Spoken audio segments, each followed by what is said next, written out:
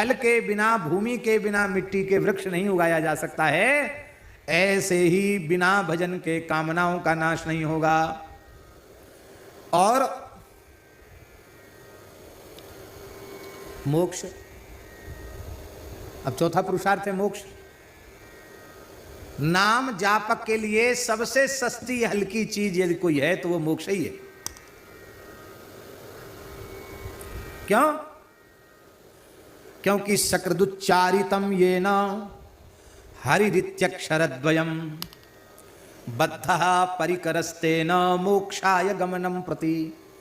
एक बार हरि शब्द का उच्चारण कर लिया है, मानो उसने मोक्ष के लिए अपनी कमर कस ली।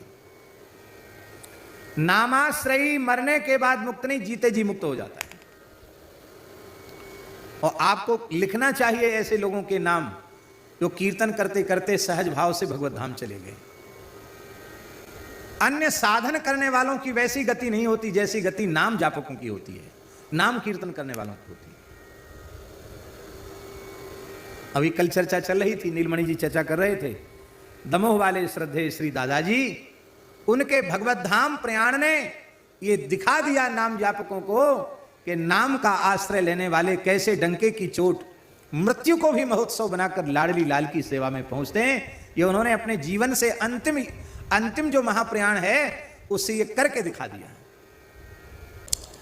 यहां तक भगवान व्यास सूत जी से कह रहे हैं, नामस्मरण निष्ठानाम निर्विकल्पैक चेतसाम किम दुर्लभम त्रिलोकेषु तेषाम सत्यम वदाम्यहम। श्री राम नाम के स्मरण में जिनकी अपार निष्ठा है और जो संकल्प विकल्प से रहित होकर के नाम जप करते हैं, न कोई संकल्प न कोई विकल्प, पूर्ण निष्काम भाव से नाम जप करते हैं, ऐसे महानुभावों के लिए त्रिलोकी में कोई भी वस्तु दुर्लभ नहीं है। यह मैं तुमसे सत्य कहता हूं। यह सारा स्थावर जंगम अज्ञान प्रभवम सर्वम, सब अज्ञान प्रभव है, अज्ञान से उत्पन्न हुआ है स्थावर जंगम। राम नाम प्रभावेण विनाशो जायते ध्रुवम। राम नाम के प्रभाव से इसका विनाश का अर्थ क्या है?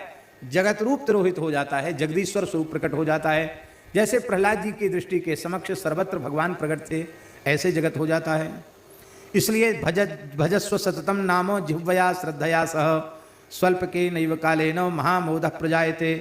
अपनी जिह्वा से श्रद्धा पूर्वक राम नाम की रट लगाओ, भजन करो, थोड़े ही समय में महामोद की प्राप्ति हो जाएगी।